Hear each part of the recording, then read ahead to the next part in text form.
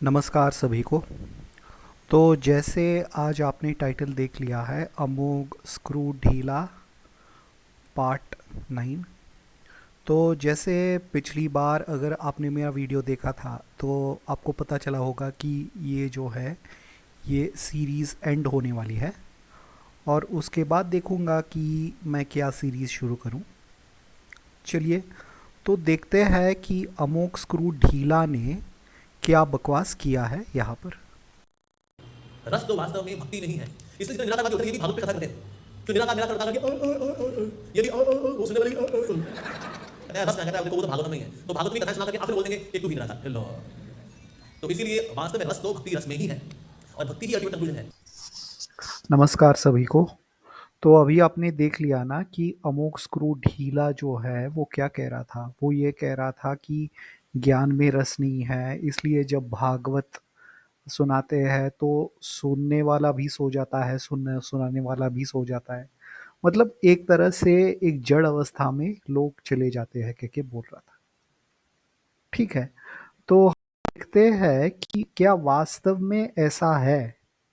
चलिए हम उपनिषद और भागवत को देखते हैं।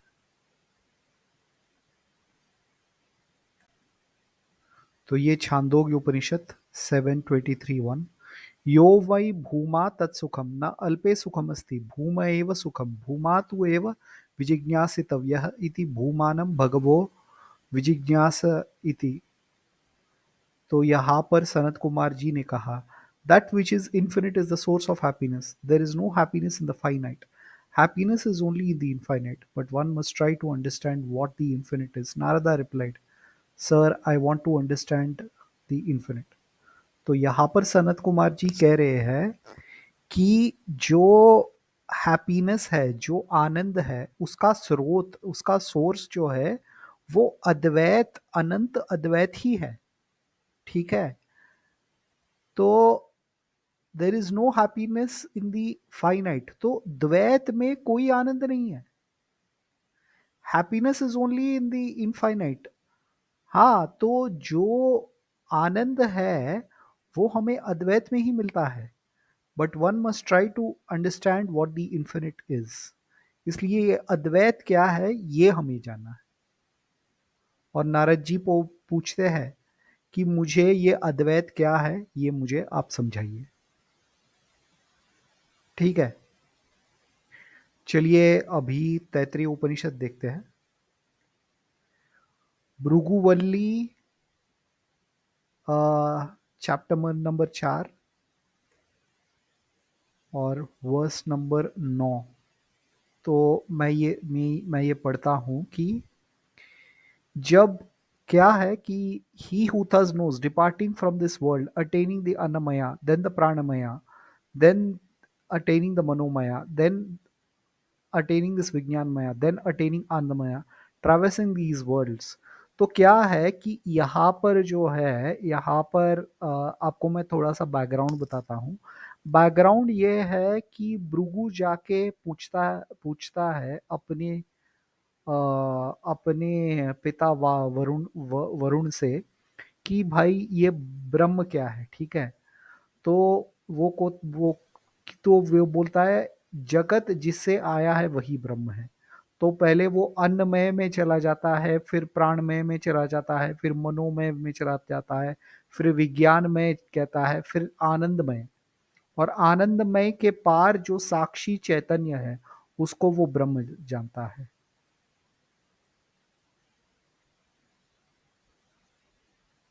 ठीक है, और ये जो है, जो ऐसा जानता है वो गाता रहता है।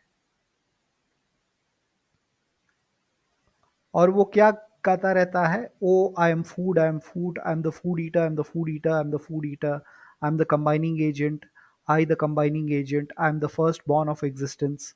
तो मैं ही, तो खाने वाला भी मैं हूँ, जो खाया जा रहा है वो भी मैं हूँ। ठीक है, इन दोनों को एक करने वाला मैं ही हूँ।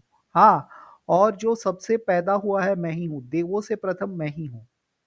हाँ, तो यही है कि मतलब अहम ब्रह्मास्मि की स्थिति पाकर वो गा रहा है।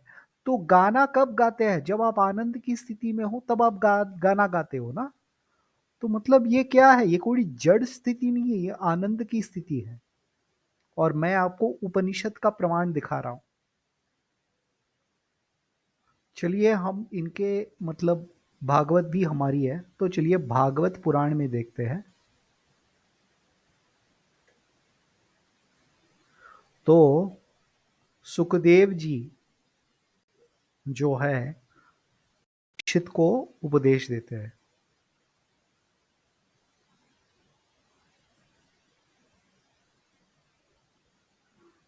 चलिए नो प्रॉब्लम। हाँ, तो भागवत स्कंद 12 अध्याय 5 यहाँ पर बोल रहे हैं, अहम ब्रह्म परम धामम ब्रह्माहम परम पदम एवं समीक्षमात्मानमात्मन्याधाय निष्कले। ठीक है, तुम इस प्रकार अनुसंधान चिंतन करो कि मैं ही सर्वाधिष्ठान पर ब्रह्म हूँ, सर्वाधिष्ठान पर ब्रह्म मैं ही हूँ। इस प्रकार तुम अपने आप को अपने वास्तविक एकरस अनंत अखंड स्वरूप में स्थित कर लो। ठीक है, तो मतलब क्या है? अहम ब्रह्मास्मि की स्थिति में चले जाओ, ये स्थिति में चले जाओ कि सब कुछ मैं ही हूं। ठीक है, तो उसके बाद सुखदेव जी क्या कहते हैं 12वें श्लोक में?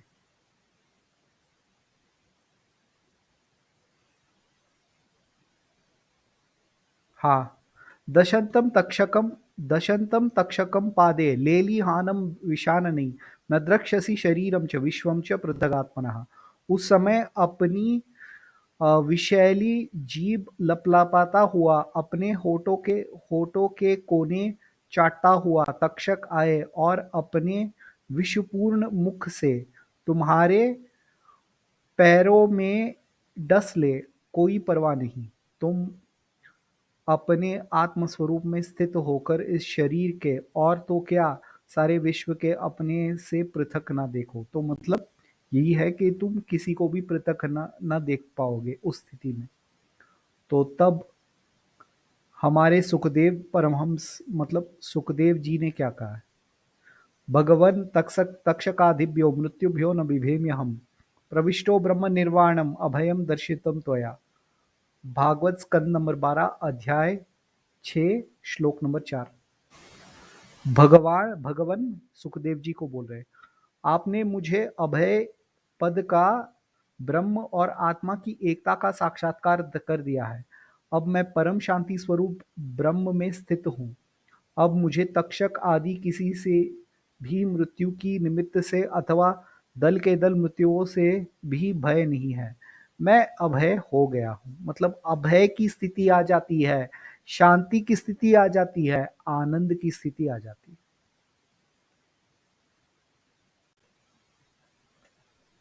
तो आपने देखा कि वास्तविकता क्या है यहाँ पर और अमोघ लीला क्या बोल रहा है। ठीक है, तो चलिए हम और एक ऑब्जेक्शन देखते हैं अमोघ स्क्रू ढीला का। ऐसे भगवान भगवत गीता के 12 अध्याय के अंदर साकार से निरपेक्ष जल्दी व्यक्ति मेरे पास पहुंच जाता है। निराकार वाला पहुंचता है मेरे तक पर, लेकिन बड़ी कठिनाइयों के बाद पहुंचता है। निराकार वाला बहुत जुगत करनी पड़ेगी उसको। तो अभी आप लोगों ने देख लिया है ना कि अमोघ लीला कह रहा था कि साकार से आसानी से मनुष्य मेरे पास आता है, लेकिन निराकार से बहुत मुश्किल होता है कह के। तो चलिए इसका खंडन करते हैं भगवत गीता से। तो श्रीमद् भगवत गीता 9.2 राजविद्या राजगुह्यम पवित्रदमुत्तमम प्रत्यक्षावगमम धर्म्यम सुसुखम कर्तुम अव्ययम। और हम देखते हैं स्वामी गंभीरानंद जी ने, this is sovereign knowledge, the sovereign profundity, the best sanctifier, directly realisable, righteous, very easy to practise and imperishable. तो pleasant beyond measure, very easy to perform. ठीक है, तो यहाँ पर क्या है कि ज्ञान योग जो है ये सुसुखम, ज्ञान योग जो है ये सबसे सरल है कह के कौन कह रहे हैं? श्री कृष्ण कह रहे हैं। तो जो ये गधा कह रहा है कि बहुत कठिनाइयों के बाद हो रहा है, ऐसा कुछ नहीं है यहाँ पर। ठीक है, ऐसा कुछ नहीं है। राजविद्या, राजविद्या का मतलब यही है, ब्रह्म विद्या। ब्रह्म विद्या ही राजविद्या है।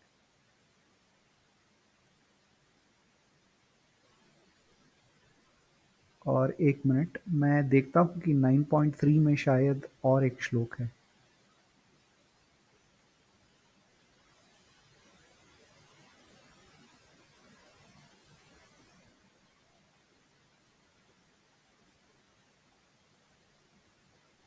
हाँ,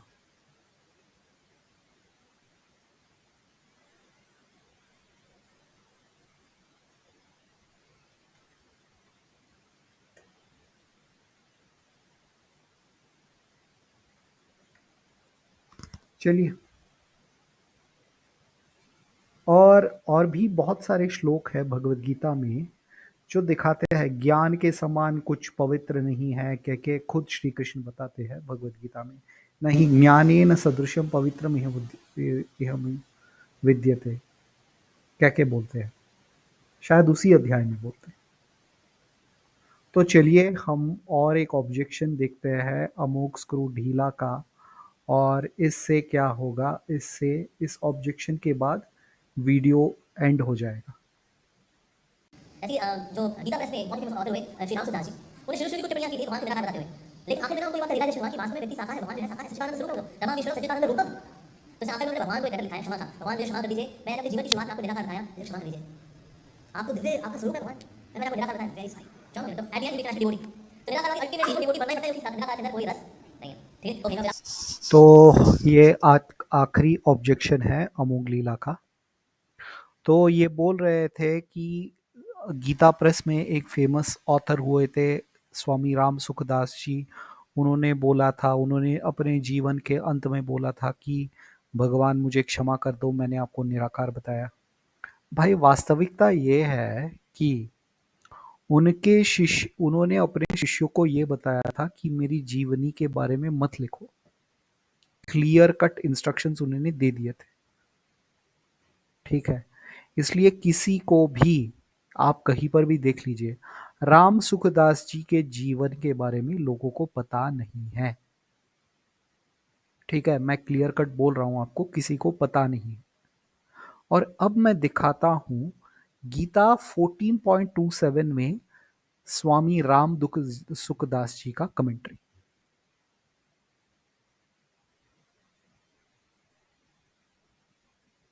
तो ये यहां पर गीता 14.27 हिंदी कमेंट्री बाय स्वामी राम सुखदास। व्याख्या, ब्रह्मणो ही प्रतिष्ठा, मैं ब्रह्म की प्रतिष्ठा हूं, आश्रय हूं। ऐसा कहने का तात्पर्य ब्रह्म से अपनी अभिन्नता मानने में है। जैसे जलती हुई अग्नि साकार है और काष्ठ आदि में रहने वाली अग्नि निराकार है, ये अग्नि के ही दो रूप है, पर तत्वतः अग्नि एक ही है। ऐसे ही भगवान साकार रूप से है और ब्रह्म निराकार और रूप से है। ये दो रूप साधकों की उपासना की दृष्टि से है, पर तत्वतः भगवान और ब्रह्म एक ही है, दो नहीं है। जैसे भोजन में एक सुगंध होती है और एक स्वाद होता है, नासिका की दृष्टि से सुगंध होती है और रसना की दृष्टि से स्वाद होता है, पर भोजन एक ही है।